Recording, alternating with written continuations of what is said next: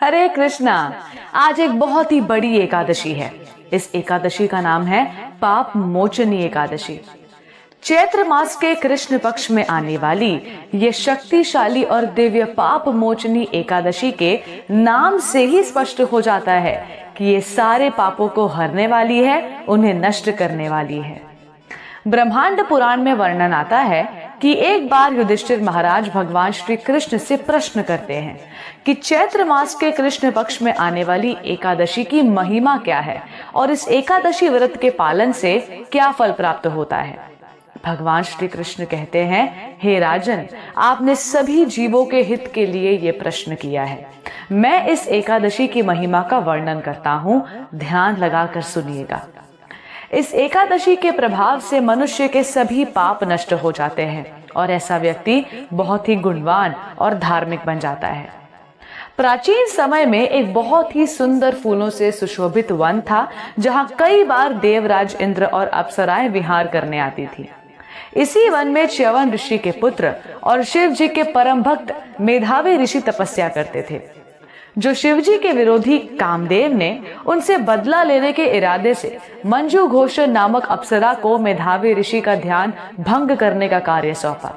ये एक अत्यधिक सुंदर अप्सरा थी जिसने अपने हाव भाव से ऋषि का ध्यान भंग करने की पूरी कोशिश की। मन ही मन मंजू घोष ऋषि मेधावी का बहुत सम्मान करने लगी और उसे भय होने लगा कि कहीं ऋषि क्रोध में आकर उसे श्राप न दे दे। लेकिन हिम्मत जुटाकर मंजू घोष ने ऋषि को अपनी ओर आकर्षित किया और ऋषि भी उसके प्रेम में पड़ गए और अपनी घोर तपस्या त्याग दी। वे दिन रात इसी अप्सरा के साथ रमण करते रहते। एक दिन मंजू घोष ने पुनः देवलोक को प्रस्थान करने की अनुमति मांगी।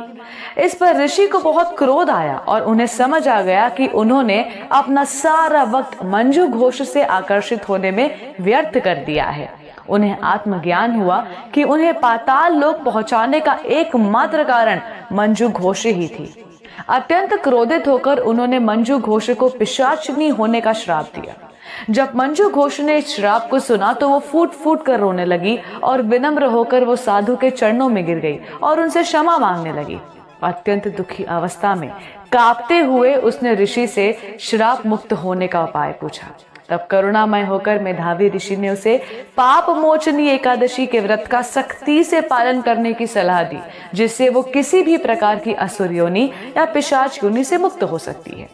मेधावी ऋषि जब वापस अपने आश्रम पहुंचे तो उन्होंने ये पूरी घटना अपने पिता च्यवन ऋषि को बताई। तो च्यवन ऋषि ने मेधावी ऋषि से कहा कि तुमने मंजू घोष को श्राप देकर खुद को भी पाप का भागीदार बना लिया है और अगर तुम्हें अपने पाप खत्म करने हैं तो तुम्हें भी पाप मोचनी एकादशी का व्रत रखना चाहिए। तब मेधावी ऋषि ने इस एकादशी का पालन किया और इस तरह से मेधावी ऋषि के सारे पाप नष्ट हो गए और व्रत का पालन करने से मंजू घोष को भी पिशाच योनि से मुक्ति मिल गई और वो अपने पूर्व स्वरूप को प्राप्त होकर स्वर्गलोक लौट गई। इस कथा से हमें समझ आता है कि जो व्यक्ति श्रद्धा पूर्वक और भक्ति भाव से इस एकादशी व्रत का पालन करते हैं उन्हें बड़े से बड़े पापों से मुक्ति प्राप्त होती है। इस कथा के श्रवण मात्र से उन्हें 1000 गौदान देने का फल प्राप्त होता है। देखा जाए तो एकादशी व्रत का पालन करना बहुत ही सरल है। इस दिन हमें भक्ति के अनुकूल सारी चीजों का निष्ठा पूर्वक और अधिक से अधिक पालन करना चाहिए, जैसे कथा का श्रवण करना, हरि नाम कीर्तन करना और जप करना। और भक्ति के प्रतिकूल आदतें जैसे अत्यधिक सोना, व्यर्थ की बातें करना, किसी की निंदा करना, इन सभी से बहुत दूर रहना चाहिए, क्योंकि इससे हमारी चेतना दूषित हो सकती है। एकादशी के दिन अपनी आत्मा को हरिनाम की खुराक देना न भूलें।